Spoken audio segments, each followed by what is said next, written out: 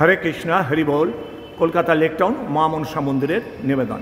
রাত প্রায় 10টা বাজতে 10 মিনিট বাকি।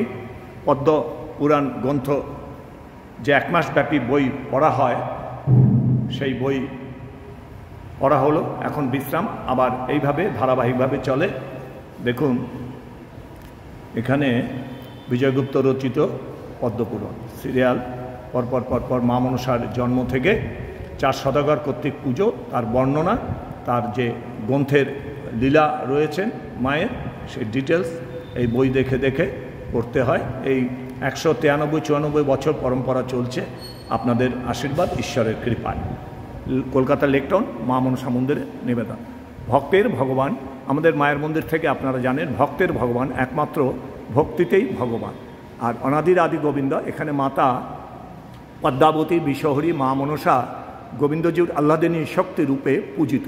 যেরকম আদ্যা মায়ের মন্দিরে রয়েছে, দেখুন নিচে আদ্যা মা, তারপর নিচে রামকৃষ্ণ পরমহংসদেব গুরুদেব, তারপরে আদ্যা মা, তারপরে অনাদির আদি Govinda, Radharani, school college university. কাজেই একমাত্র গোবিন্দই রাষ্ট্রপতি, আর সব দেবদেবী তার অধীনস্থ। এবং এইভাবেই আদ্যা মায়ের মন্দির সাজানো।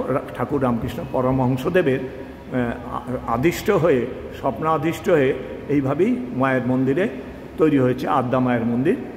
আপনারা সবাই চেনেন, দক্ষিণেশ্বর থেকে নিকটে। কাজেই আপনারা ঠাকুরের ভক্তিতে থাকুন, প্রেমানন্দে থাকুন। আমার প্রিয় দেশবাসী ও বিশ্ববাসী প্রত্যেককে মায়ের মন্দিরের তরফ থেকে সশ্রদ্ধ ভক্তিপূর্ণ প্রণাম। ছোট ছোট ভিডিওতে আসতে হয়, বড় হলে লোকে শোনে না, দেখে না, এই জন্য ছোট্ট করে আসা। হরে কৃষ্ণ হরি বল। রাধে রাধে। নিতাই গৌর হরি বল।